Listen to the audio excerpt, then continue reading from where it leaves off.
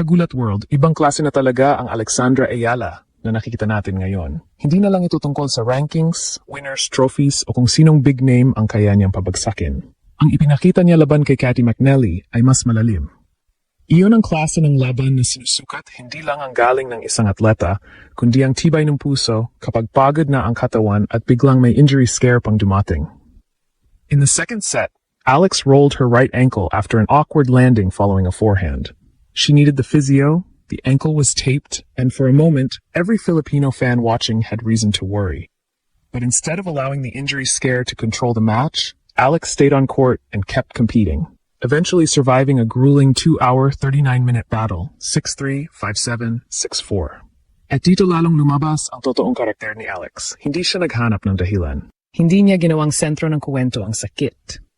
Pagkatapos ng laban, sinabi niyang walang serious problem at kahit sobrang pagod na siya, trabaho nilang mga atleta na mag-recover at magsimulang muli para sa susunod na challenge.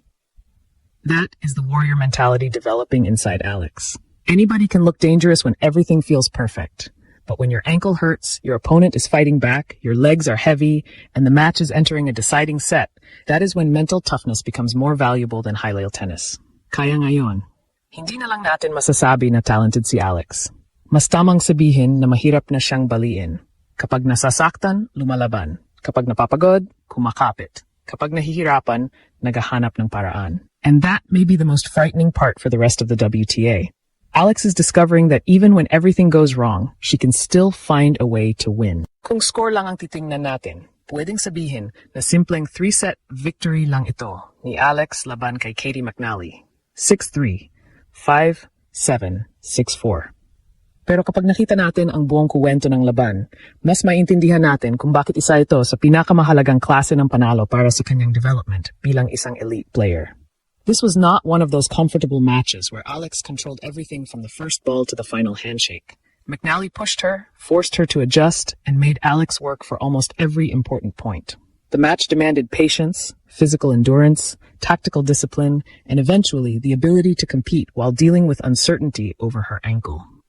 Sa unang set pa lamang, pinakita na ni McNally na hindi siya basta-basta magpapatalo. Kinailangan ni Alex na humanap ng ritmo, mag-adjust sa rallies at kontrolin ang mga importanteng puntos. Nakuha niya ang opening set, 6-3.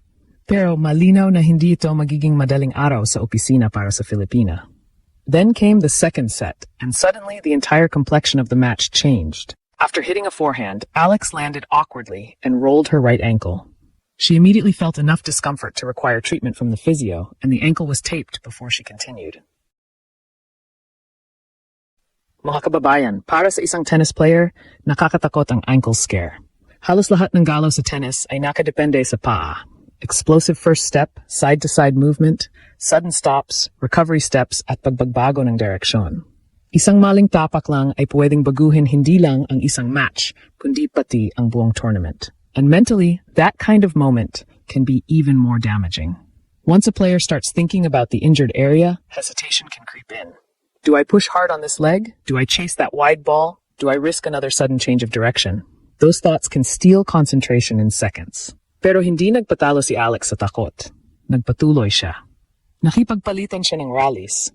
Pinilit niyang manatiling aggressive. At kahit halatang mas naging komplikado ang kanyang movement at physical condition, hindi niya ibinigay ang laban ng basta-basta. In fact, she even reached a position where she could have closed the match in the second set. But McNally refused to go away, fought back, and took the set 7-5. That was another major psychological blow, because Alex had already dealt with the ankle scare and now had to accept that the match would go into a deciding third set. Ito ang klase ng sitwasyon kung saan madaling bumagsak mentally ang isang player. Masakit na ang katawan, pagod na, nawala pa ang second set na halos hawak mo na. Ang kalaban biglang mas confident, at ang momentum parang lumilipat na sa kabilang side. But Alex reset. Hindi niya dinala ang frustration ng second set sa third. Hindi siya nagmukmok sa missed opportunities. Hindi niya ginawang excuse ang ankle. Bumalik siya sa trabaho, point by point, rally by rally, hanggang sa muli niyang makuha ang kontrol ng laban. That is a major sign of growth. Great players are not judged only by how brilliant they look when everything is working. They are judged by how they respond when their best tennis disappears and the match becomes uncomfortable. At dito para sa akin lalong nakakatakot si Alex. Natututo na siyang manalo kahit hindi perfect. Natututo siyang mag-survive sa mga araw na hindi cooperative ang katawan, mahaba ang rallies, matigas ang kalaban at mabigat ang pressure. Championship-level tennis is filled with matches like this. You cannot dominate every opponent. You cannot feel fresh every round. You cannot expect perfect timing and perfect movement every day. Sometimes you simply have to survive long enough to give yourself another opportunity. At iyon mismo ang ginawa ni Alex.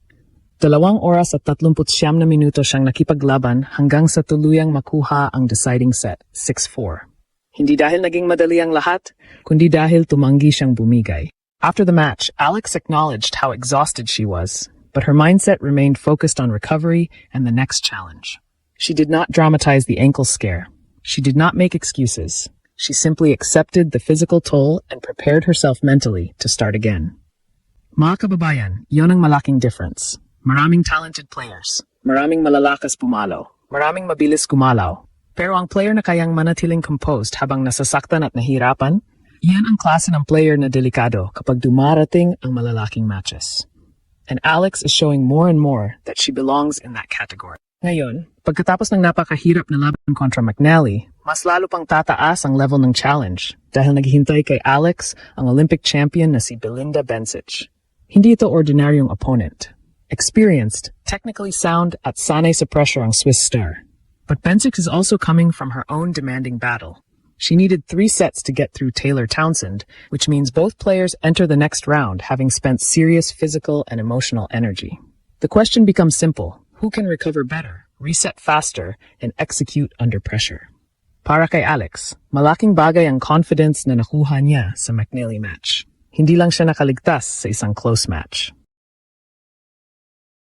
Napatunayan niya sa sarili niya na kahit may physical discomfort, kahit bumaliktad ang momentum, at kahit umabot sa deciding set, kaya pa rin niyang bumuo ng paraan para manalo.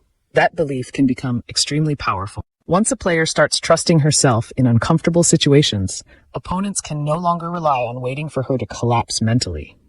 They know they have to beat her all the way to the final point. At huwag nating kalimutan ang momentum na dala ni Alex.